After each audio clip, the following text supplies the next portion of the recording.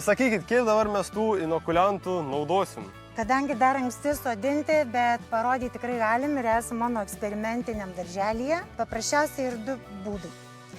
Vieną pasiruošim mirkinimui. Ai, tai čia mirkysim tos Taip. vagonėlis. Tai turim laistytuvą su vandenuku. Tai mes pasiruošime 1 litro tirpalą ir į tą litrą mums reikia 10 ml inokulianto. Inokulianto. A, tai nereikia nulupti mums? Ne, nereikia? Ne. Taigi, kitą dar variantą galim pasiruošti, jeigu turim purkštuvėlį. Aha. Taip pat čia įsipilkim litrą. Tai vėl pasiruošę 10 ml. Aha. Tai tu pumpink, o Man, aš į tą laiką pasiruošiu keletą duobučių. man davė darbą, kur per daug mąstyti nereikia.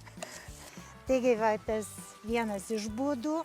O esmė ta, kad Galima bakterijų vartyt. sporos papultų ir liestųsi su dirvožemiu pačiu svogūnėliu. Tai realiai Miškas. mes galėtume tiesiog papurkšti ant dirvos ir tada įdėti svoginėlį ir būtų poveikis, ar ne? Gali ir taip, bet reiktų ir apipurkšti. Nu, būtų gerai neprapilti. Nieko baisaus, jeigu ir išpilsi. Nes tas tirpalas, jisai vis tiek gersis į dirvožemį. Čia padės gerai? Labai gerai, viskas puikiai. Na ir kai turim pasiruošę ar lysvę, ar duobutę, gali dėti